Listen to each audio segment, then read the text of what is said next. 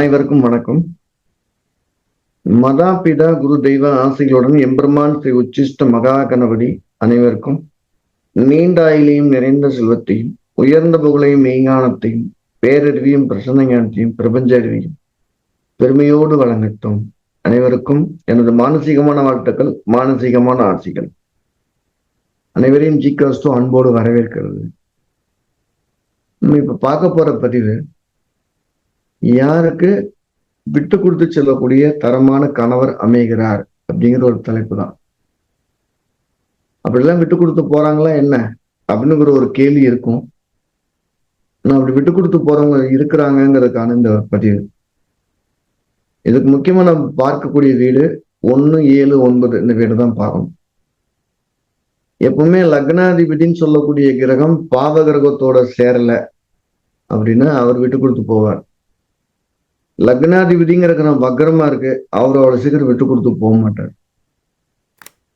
அப்ப லக்னாதிபதி வக்கரம் பெறக்கூடாது, லக்னாதிபதி கூட ஒரு பாவ கிரகம் சேரக்கூடாது அப்படிங்கிறது ரொம்ப பேசிக்கான ஒரு விஷயம்.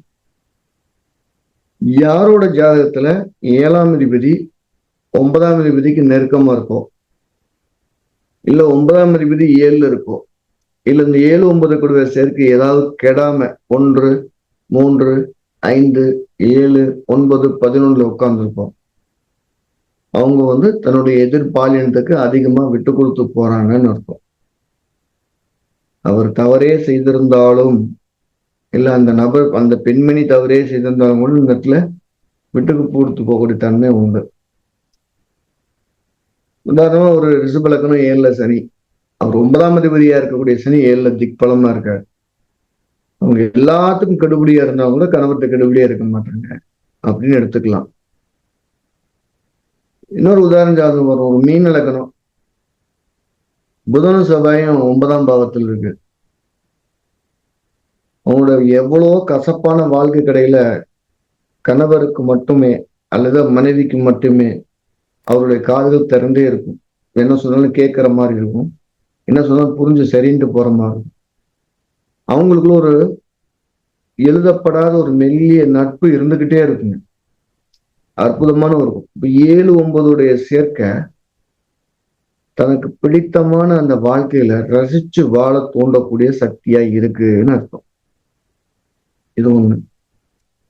அங்க என்ன விதமான தவறு சரி இருந்தாலும் சரி அவங்க அனுசரித்து போகக்கூடிய தன்மைகள் உண்டு. எப்ப எல்லாம் 9ஆம் அதிபதி வலுவா இருக்கோ அவங்க எல்லாம் எதிர்பாலினத்துக்கு கொஞ்சம் கட்டுப்பாடா நடந்துக்கிடுவாங்க. 2வது விதி இது. அதுக்கு மறுபடியும் ரிஷபலக்கணத்துக்கு வருவோம். ரிஷபலக்கணத்துக்கு 9ஆம் அதிபதி சனி 6ல உச்சம் பெற்றிருக்காருன்னு வச்சுக்குவோம். கணவர் பிடிக்குது பிடிக்கல கீழ்ப்படிந்து இருப்பார், மனைவி பிடிக்குது பிடிக்கல மனைவி சொல்படி நடப்பார், அல்லது இவர் சொல்படி மனைவி கேட்பார்.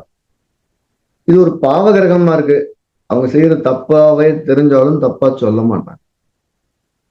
அப்ப 9ஆம் அதிபதி எப்பெல்லாம் வலுப்பெறுகிறதோ அந்த ஜாதகம் எதிர்பாலினத்தை காயப்படுத்துவதில்லை, அவங்க அறிஞ்சு போறாங்க. அப்ப எதிர்பாலினம் சொல்லக்கூடிய கணவன் மனைவியுடையோ அல்லது மனைவி கணவருடையோ இறக்கமா போறாங்கன்னா 9ஆம் இடத்துல ஒரு பலமான கிரகம் இருக்கணும், இல்ல ஒரு பலம், அந்த 9ஆம் அதிபதி பலம் பெறணும்னு அர்த்தம். இன்னொரு உதாரண ஜாதகம் பார்த்துக்குவோம். மட்டும் ரிஷபலக்கணம் வருவோம். 9ல செவ்வாய் உச்சமா இருக்கு.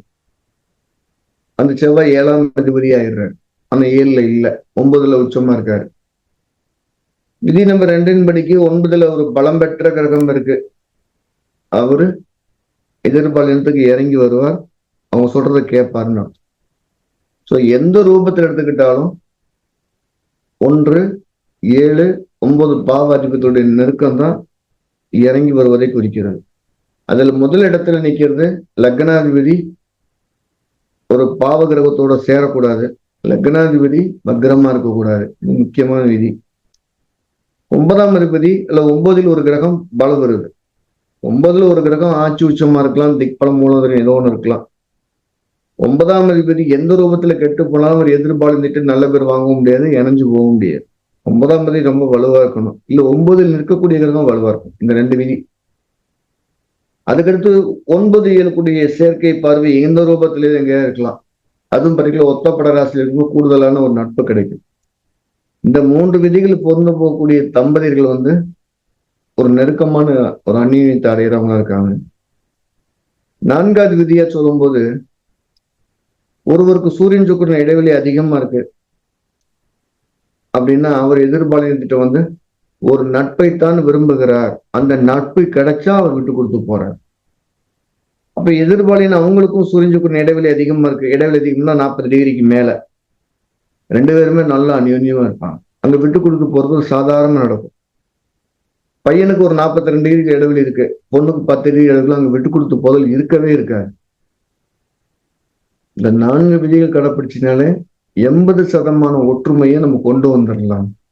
100க்கு 100 ஒருத்தரோட ஒற்றுமையா போவாங்கன்னு சொல்றதுக்கான வாய்ப்புகள் இல்லவே இல்லை.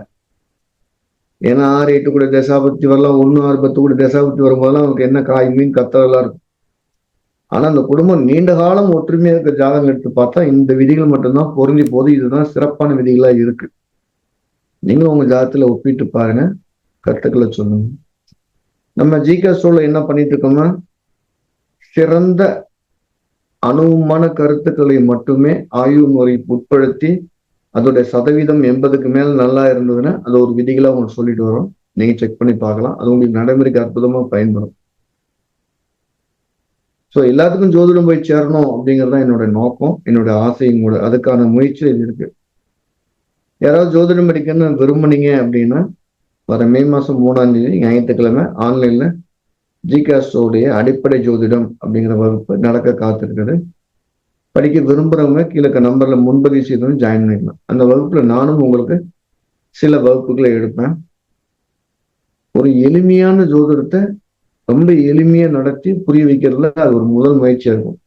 நீங்க படிக்கிறவங்க எல்லாருமே ரொம்ப ஈஸியா இருக்குன்னு சொல்லுவீங்க. உண்மை ஜோதிடம் படிக்கிறது எதுக்குன்னு யாராவது கேட்டா ஒருவர் தன்னை முறைப்படுத்தி வாழ்வதற்கு, ஒரு நெறியோட வாழ்வதற்கு ஜோதிடம் ஒரு அத்தியாவசியமான கல்விங்கிறது என்னோட அனுபவம்.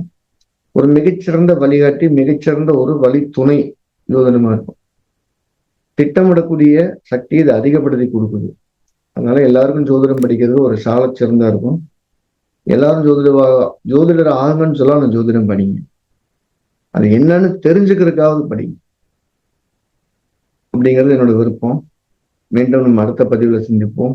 எல்லா வல்ல எம்பெருமான் ஸ்ரீ உச்சிஷ்ட மகாகணி அனைவருக்கும் நீண்ட ஆயுளையும் நிறைந்த செல்வத்தையும் உயர்ந்த புகழையும் மெய்ஞானத்தையும் பேரறையும் பிரசஞானத்தையும் பெருமையோடு வணக்கட்டும். அனைவருக்கும் எனது மானசீகமான வாழ்த்துக்கும் மானசீகமான ஆசைக்கும்.